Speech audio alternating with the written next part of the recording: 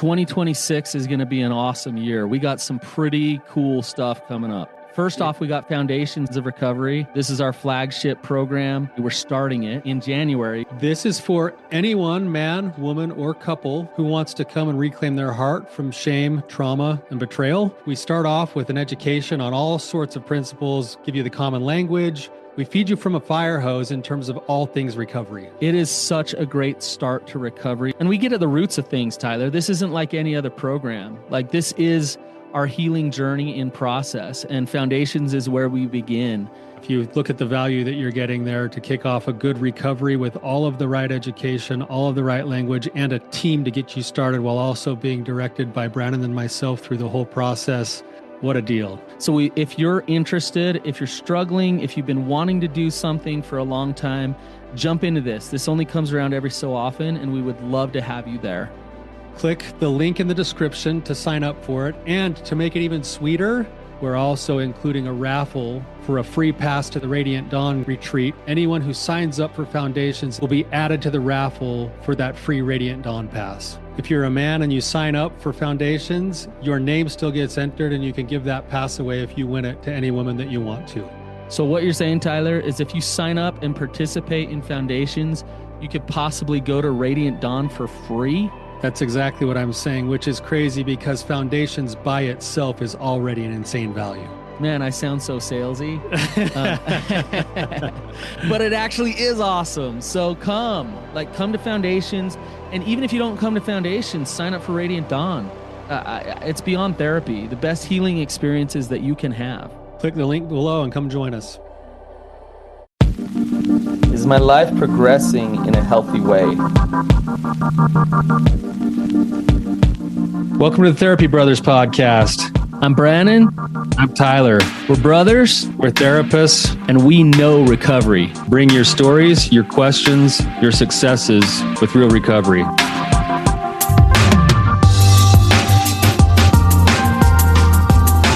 Hey, Tyler, you ready to have some hard conversations? Let's do it. Let the Therapy Brothers podcast begin. Brannon, what is going on, man?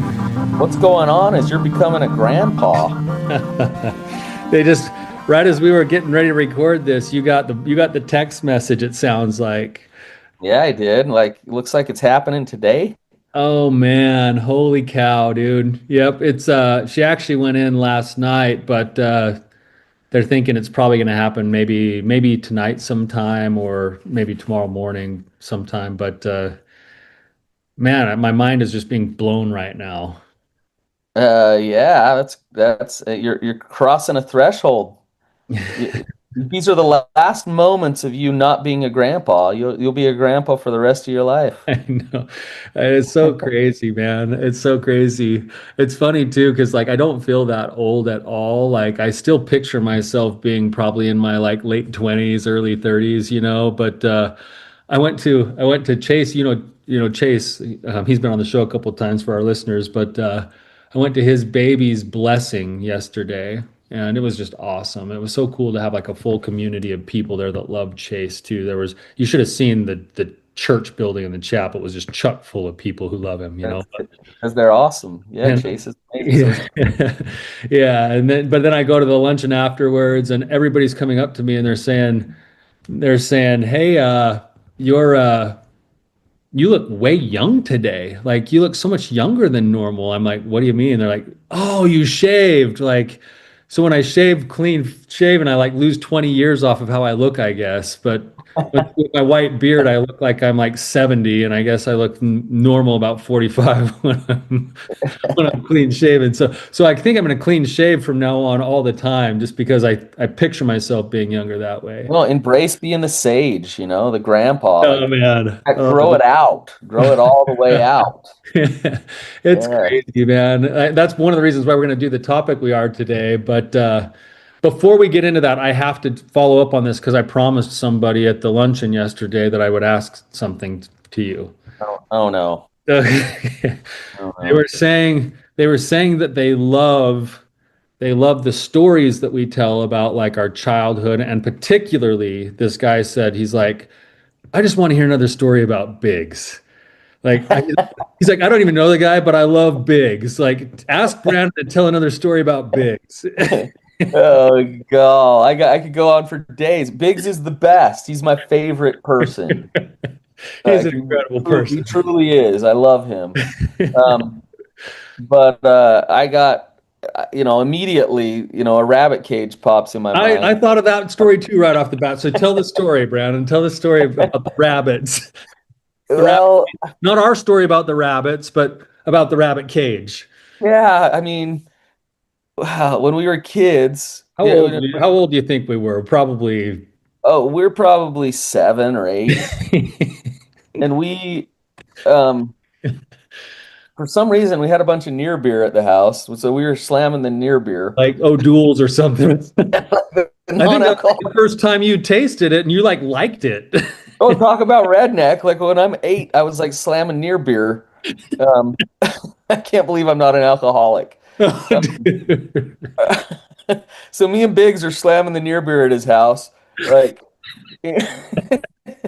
Probably stole it from like Uncle Doug's fridge or something, you know?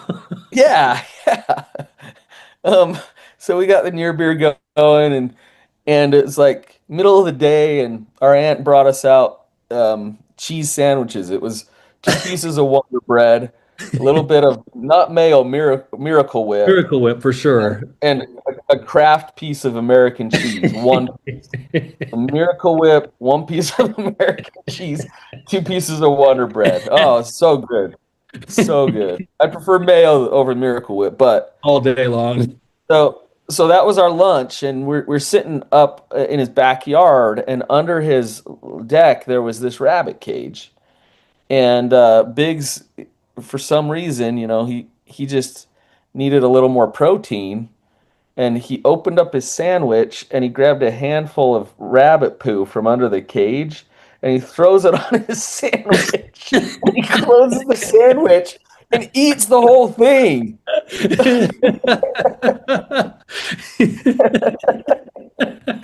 And so what do you know? Like later that night, like right when we're about to go to bed, Biggs is like, oh, oh, and he just started barfing like all night long, just throwing up.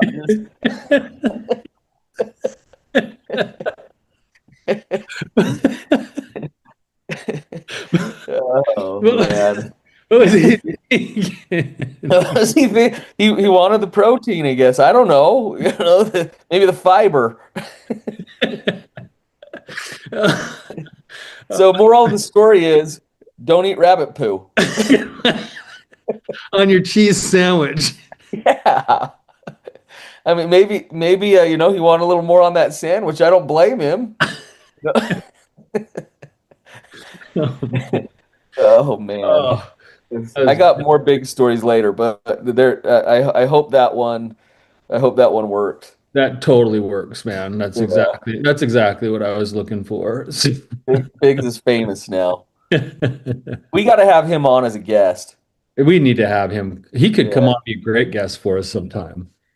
I mean, just really quick about him, like they have some kids with some challenges, and he and his wife are two of the most incredible parents that I've ever seen. Like, I'd love to talk to him about how he's managed that and done that because they have done phenomenal with their children. So we should bring him on.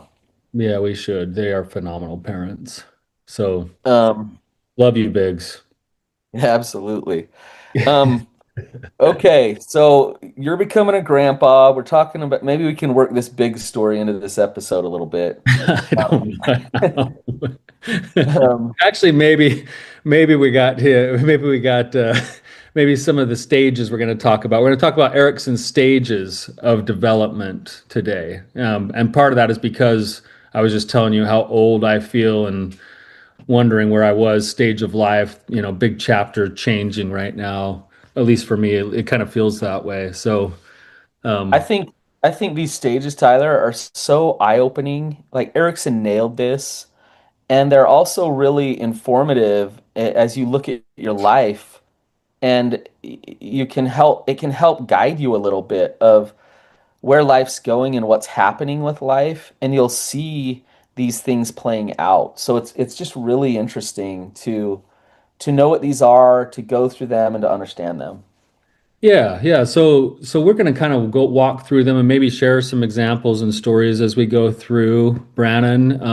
But the challenge here is to think about, as you're listening, to think about how you have or are navigating some of these stages yourself. And that's what Erickson talks about here is that these are kinds of things that most human beings go through just in the way that we develop as human beings. And the navigation of each of these stages sort of reinforces and produces a certain kind of a virtue, right? And sometimes you navigate them in healthy ways, and sometimes you navigate them in unhealthy ways, and then that of course affects the way that you view the world, and that affects your outcomes in life, and all of those things as well. It basically it goes one way or the other. It's either a crisis or a virtue. And so as you navigate this, you'll that virtue is what you gain, what you learn, like that beautiful thing. Or you end up in a crisis. And as we go through these, I hope that people are honest with themselves as they look at their life and where they're at right now and where they've been, of like, oh, I definitely in that stage of development was more in crisis than gaining that virtue. Um, so should we dive in? Yeah, well, and I'd say that the crisis itself sometimes helps produce the virtue if it's navigated properly. Exactly. Like if you're able to navigate through that, you can get to the virtue. Yeah. Um, so there's 8 stages. Um, Stage one, trust versus mistrust. So think about this as we go through this. Think about as you grow up and grow old. So the first stage is infancy. It's when you're first born. You are trying to figure out whether or not you can trust your caregivers or whether or not you feel a lack of trust.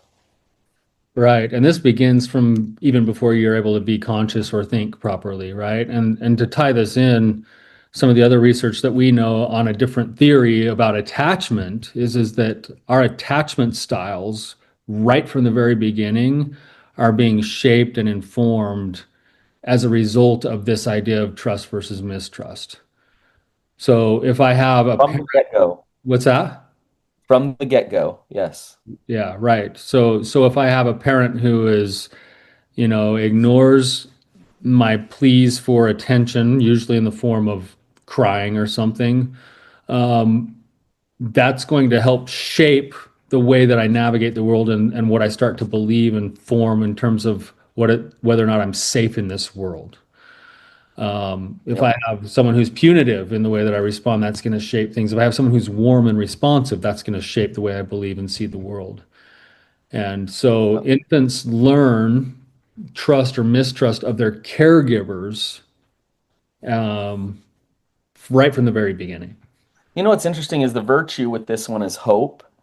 And it's, you don't think of like a little infant, like your new grandbaby that's going to be born developing something right off the bat. All she's going to do is poop, eat, and sleep, right?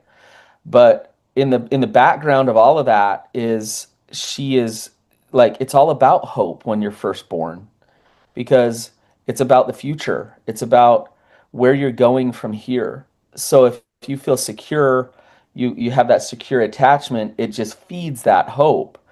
If you don't have that, then you start immediately living in a state of survival, crying all the time, lashing out, trying to get your needs met. You're not actually developing hope. You're just trying to survive.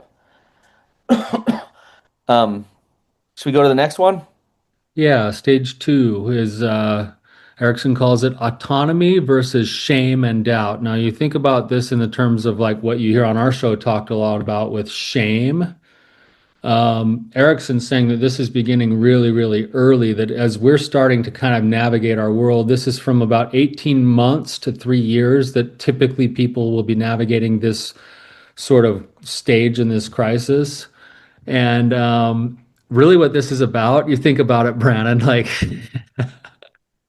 I remember is like a toddler is starting to like wanting to enforce their will on the world, right? They want to like I don't know if you remember this or not, but we were watching here at mom and dad's place. We were teenagers at the time, and I think we were watching one of our like little nephews or something, and he was kind of just in the stage of like potty training, and he finally like nailed it. And he I went to remember. the he went to the bathroom, and he like had this massive accomplishment where he took a dump in the toilet, and we're like, oh, okay, good for you. Then we go to flush it, and right when we go to flush it, he just like he just lost. He was like, don't flush it, don't flush it. Like You remember that story? I remember that so well. because it was so, I think because it was so funny, but really what it was like showing is this is the stage that Erickson is talking about is like I want to be able to start to own my own choices, and I want to be able to impose my will on this world that I'm living in, even as young as being a toddler, right? Right, right. It's interesting. Like it's kind of cute, but it's like, they'll have like a thing of food, right? And you're like, hey, don't drop that on the floor. And they'll just like slowly push it off, like, and they'll be looking at you the whole time, like, They're just watching you as they drop it on the floor. Like, yeah. yeah.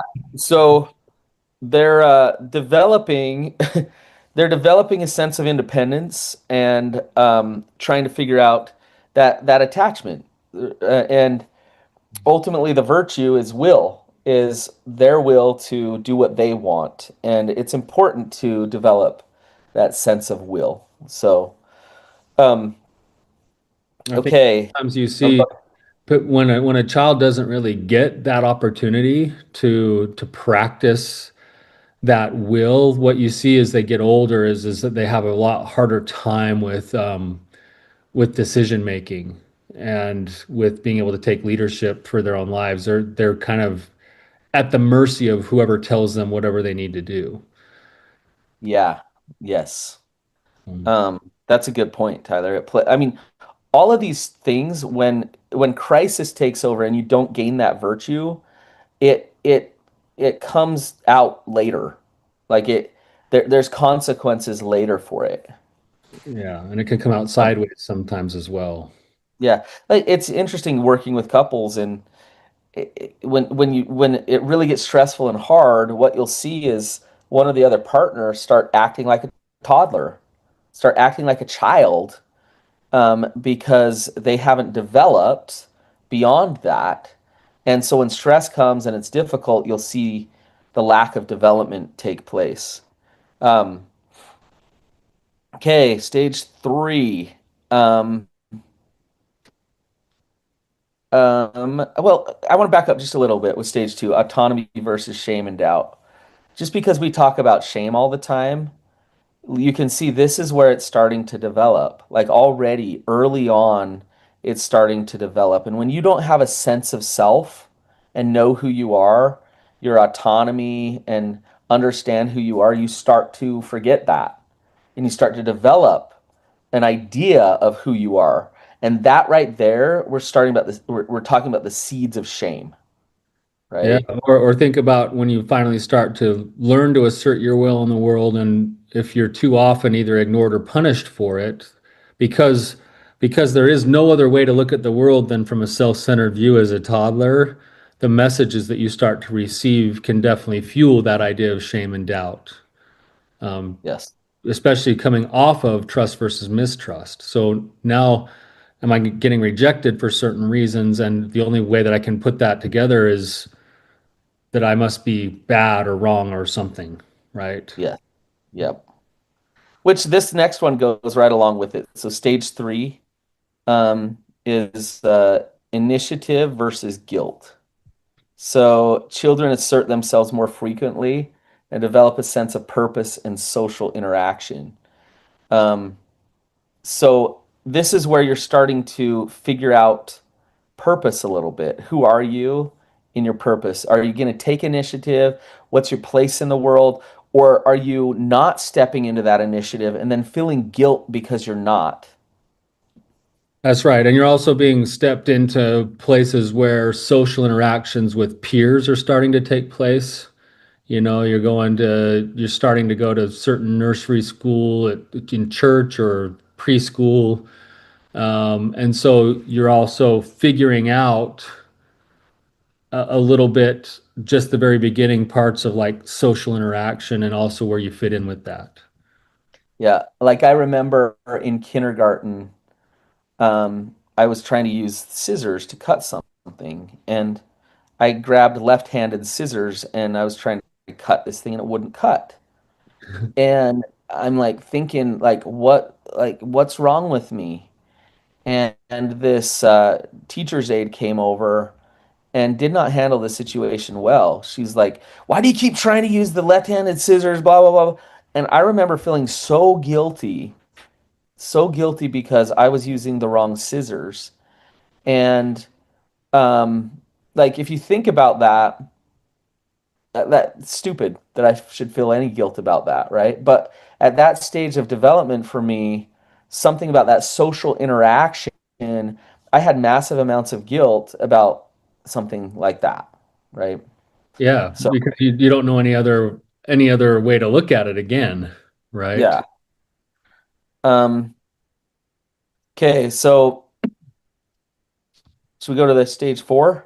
Stage 4 is industry versus inferiority. So this is ages, 6 to 11, according to Erickson. And in essence, there you're starting to acquire the ability to work and be competent. So that's when you start going to school and you start getting grades, and those grades start to measure whether or not you're competent, right?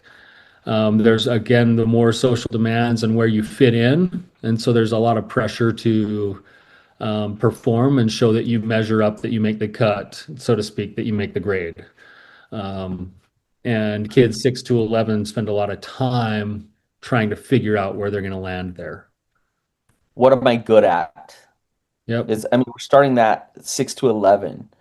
And I remember in school, like comparing myself to others of, Gall, he's really good at building stuff, and I'm not as good as him.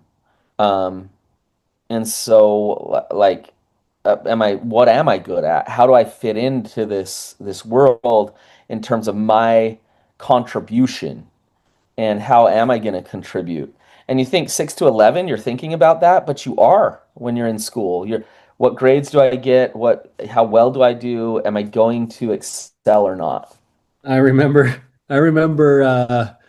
in sixth grade, I had this like nickname that Mrs. Angela, and if you remember her, Oh, how could I forget? she gave me the name Angel Boy, and then I remember that I got like one day I got like 3 assignments ahead on my spelling, and she like pointed it out in front of the class like how amazing I was at spelling. And so I came home one day and it was getting to be the time for the school spelling bee. And I was like, I'm going to kill it at the spelling bee because I'm so good at spelling because I've been told. So I sat down and mom had me like write down every word on the list like 4 times. And we get to the spelling bee. And then I get like into the top 10 of the school on the spelling bee. And then they give me a word. And the word was talc, like talcum powder. Oh, yeah. And I spelled talc. I bet I can spell it. Go ahead. TALC, talc. Talc. That is correct. Yes. Hey, when I was that age, I was great at the spelling bee. Yeah, you would have beat me because I spelled it T-A, and I was sitting there thinking it through like talc, talc, and I'm like T-A-L-K.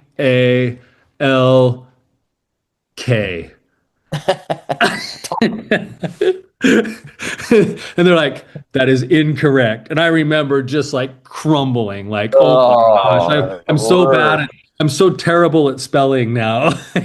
So top 10 in the school, but you put a K on the talc. talc is what did me in. So anyway, when you're battling for competence, those are the experiences of that battleground, right? Well, I think like I always tell the story of mom showing up to elementary school to sign you and Rex up for the smart kids class and not me. And I was in fifth grade. I was 10 years old. So I was in the thick of this of like, am I good enough? And it just hit me like, oh, yeah, and what it triggered is inferiority. Um, so the virtue to all of this is understanding your competence. Like where you do fit in, where is that value and gaining that competence. Yep.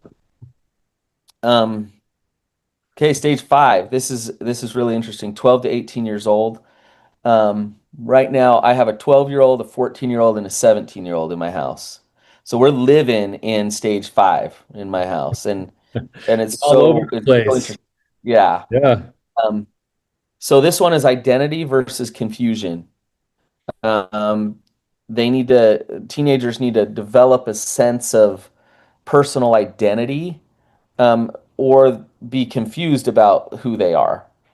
And this absolutely is the case, no question.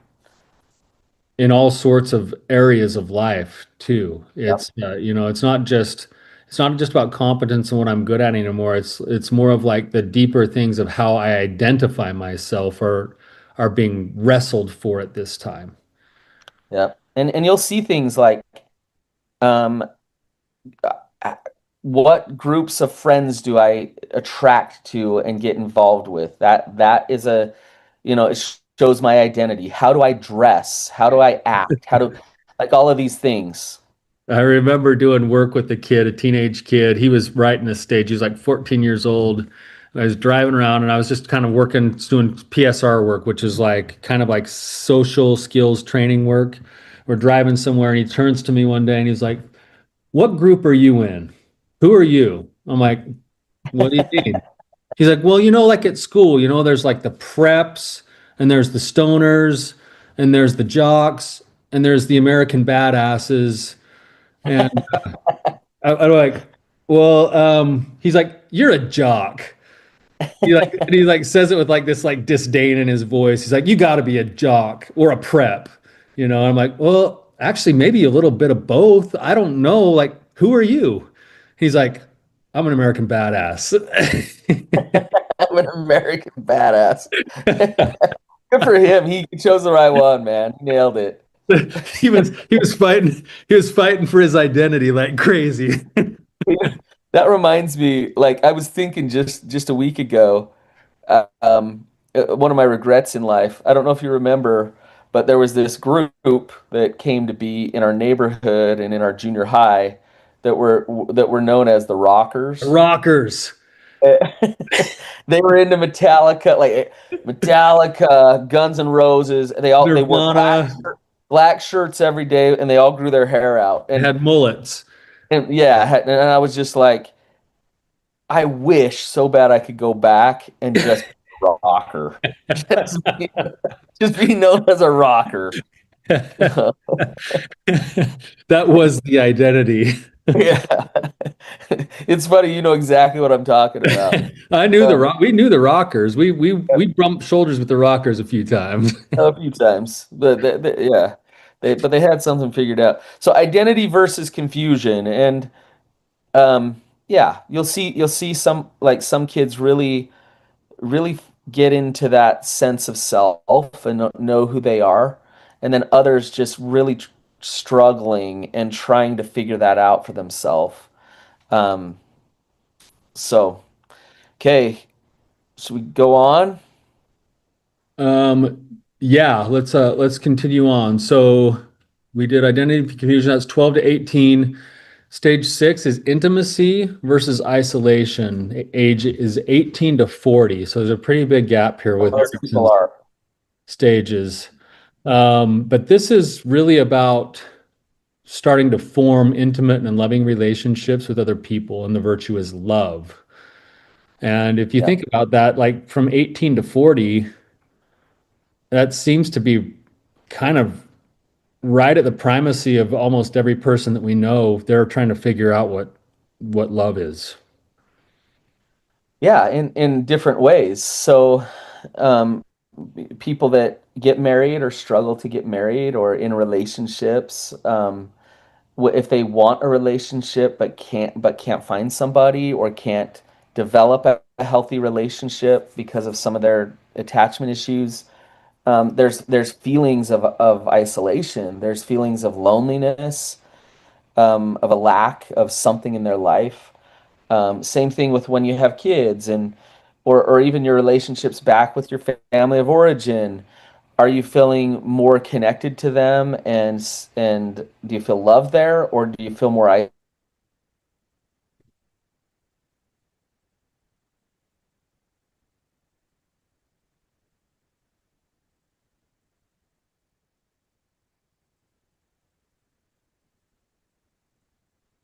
I'm not sure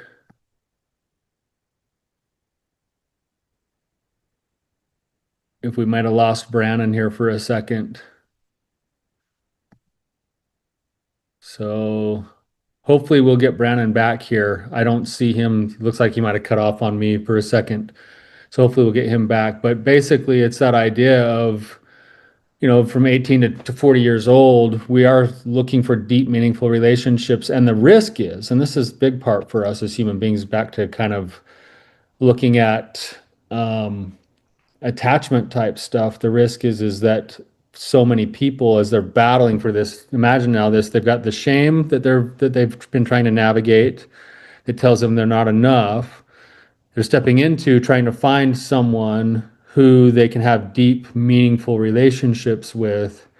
And then as that wrestle happens, there's inevitably going to be some failures there, some struggles, some practice, some trial and error. And the risk is feeling totally isolated, which is really scary for us as human beings. It's one of the most painful things that we can experience. But also, on the flip side, that it helps us to develop the virtue of love, and I think it helps us to actually define love so much more than maybe the way we were trained as kids with the Disney kind of love. So yeah, that's a big one, and I think that's one that Brannon and I actually deal with a lot because it's such a high pain point for so many of the couples that we are dealing with when there's been betrayal in the mix, because it pulls the rug out from underneath this very conflict that's going on to try to find and form deep and meaningful relationships.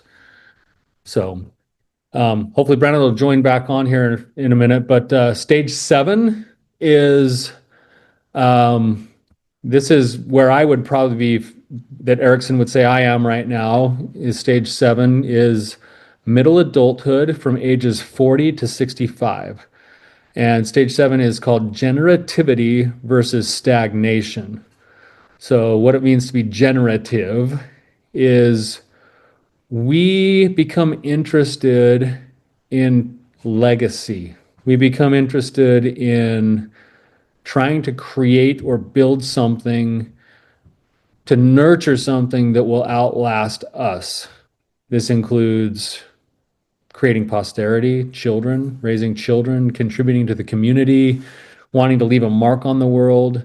This is where we spend a lot of our time and energy, and this plays out with the statistics that we are the most successful and we hit our highest earning potential during this stage of life financially. So this is where you kind of go from, John Eldredge talks about this kind of in a different language when he's talking about his book about men called Fathered by God. He talks about a transition from going from a warrior to a king. And in that sense, that's what you're navigating is early on, you're like scrapping it out. You're worried about love. You're worried about other things. But then as you kind of get established, you kind of create what you're good at. You've had your identity sort of settle in, and then you start thinking about what am I going to do to leave an impact on this world? Now, if I don't navigate that, then I can become extremely depressed. And that's where stagnation comes in. Things feel like they slow down. I'm left kind of like in this midlife crisis place where that's what midlife crisis really is you're looking back at your world and going, huh, have I left anything meaningful behind? Is my life like worth anything? What's it all for? And a lot of times people, this is why you see the midlife crisis come in is like we're scrambling looking for ways to find meaning, purpose, to feel alive, to feel vibrant in life again. And what we're really doing is we're navigating this stage of generativity versus stagnation. And so the more that I feel like I'm going into stagnation, the more panic and depression I'm going to have about what the whole meaning and purpose of life is. The virtue that gets developed is care, and that I develop a deeper sense of caring when I navigate this one effectively. And if I don't navigate it effectively, then I sink further and further into purposelessness. And then you see a lot of other mental health issues come up with that. So the last stage here is stage 8, and this is from 65 years to death. And this is integrity versus despair. This is where you kind of, John Eldredge just calls it moving to the stage of being the sage, where you start to reflect back on your life, your accomplishments. And people who can look back on their life and their accomplishments and feel like they've had a life well lived, they achieve what Erickson calls ego integrity. It's like a feeling of congruence. There's a feeling of deep satisfaction. There's a feeling of like acceptance and completeness. And those who get stuck in this stage, who don't feel that sense of ego integrity, they often kind of drop deep into despair. And I don't think it's an accident that when you look at like these stages and you look at statistics on suicide, the most lethal suicide is, the early age 18 to 28-ish.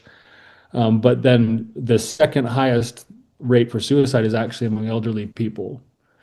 And, if you've lived your whole life dreaming about things and trying to move towards something, and then you're looking back on your life and feeling like you didn't accomplish what you were designed for, you're not living the life that God intended you for, that despair can be really, really painful. And that despair will lead to bitterness sometimes, cynicism, criticism. It can also lead to just complete depression. But if I can look back at my life and say, basically, I've done everything I can to be successful, number one, and I've done everything I can to like align myself with my values and live a congruent life with my values, then I'm looking back at my life and I'm recognizing that in essence, even the bumps and the bruises now take on new meaning because of what they created me to be and the stories that I now have to share with my posterity and the people that matter to me. And so the virtue is wisdom in this last stage, where wisdom is earned. Wisdom is kind of the culmination of the lessons that I've learned over the fact that I've been in the arena of life fully engaged in living it. And so right now I'm probably, talking about generativity versus stagnation. That's the age group I'm in, but that's also part of what's kind of hitting me right now. And that's maybe why Brannon wanted to talk about this today is I'm going to get a little bit emotional maybe, but it just kind of hits you differently when you wake up and you realize that what you see in your mind's eye is a little girl putting on princess dresses and cowboy boots and running around. And that little girl is now having a new baby, and you realize pretty quickly that you're moving into a new stage of life, and you hope that you're going to be the kind of grandfather that can't wait to share his life and the lessons that he's learned and the stories that he has with a brand new child that's coming into this world. And that's the navigation of those stages. And so we're kind of turning the chapter right now. And it's kind of a special time. It's funny how life kind of offers us those opportunities for transition sometimes. And if you guys are relating to any of these stages, I just challenge you to, number one, be compassionate and kind with yourselves first about wherever you're at, and realize that wherever you're at is probably right where you should be. And to know that it's going to be all right. You know, I know there's a comedian, Tom Papa, he gives this little bit. It's so funny. He's talking about how so many people are so worried about everything. They're worried about their weight. They're worried about their looks. They're worried about who they're going to marry. They're worried about, and he's like, he tells the story of like going into his daughter's room late at night. He's like, I can't just go into my daughter's room and like sit there at 3 a.m. staring at her and be like, tell me it's going to be okay. He's like, but we all feel that existential threat from time to time. He's like, I just got news for you. He's like, that's life. You're going to be okay. Like, it's going to be okay. And I think that's the message maybe to think about today, is that it's wherever you're at, you're probably right where you should be. Give yourself some grace, and then realize that there's virtues that you're developing right now, wherever you're at, regardless of your circumstance. So, Brannon, I got you back, man. Yeah, I'm sorry. I came back just in time to hear you. That was awesome. And it just makes me think about, as we reflect on life, the feeling that I'm feeling from you of gratitude and love and appreciation for the development of life. There's something bigger about these stages of development, and I think that's accepting the nature of what we're doing here, is that we get to go through all of these things and experience all of these things, and to watch you kind of cross a threshold today is exciting, but it is a moment to stop and reflect on all the learning, like every stage throughout that process. I just got cut off because my kids won't get off the TV, so they're home for fall break, and my wife just unplugged the internet, just like, you're done, and unplugged the internet. And we're in a certain stage of life, like, me and my wife are at a stage, my kids are at a stage, and it's beautiful. It's beautiful. It reminds me of I think it happened like probably multiple times, but being down in Farron, Utah at Uncle Doug's and Aunt Pumpkin's place, and over their like speakers in their house. This is Biggs's house. This is Biggs's house. This is Biggs's house. Speaker's house on Sunday morning. Uncle Doug thinks he's funny, and he puts on this talk, and all it says over the speakers of the house is like, our children, our greatest joy, our greatest problem, or something like that. Like some talk, Our greatest challenge. The greatest challenge. And then Uncle Doug's laughing, and then like a week later, he's going down and like cutting the cord to the like Xbox or the Nintendo, because they're playing too much.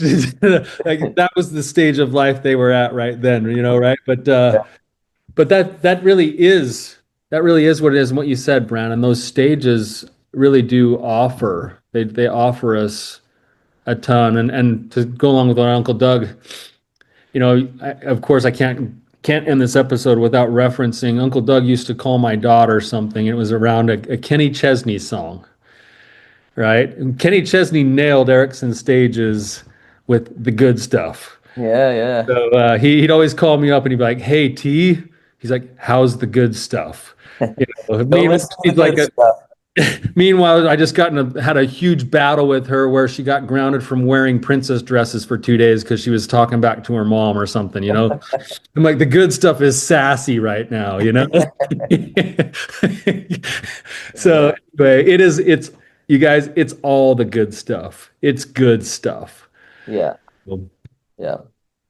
Tyler, thank you for holding it down for me while I disappeared for a minute, and I knew you'd do fine. So, congratulations on everything that's going on. I can't wait to meet the baby myself. We'll see how it goes. Yeah. So, all right, you guys, if this was helpful, Please leave us a review, share it, and until next time, keep on keeping on.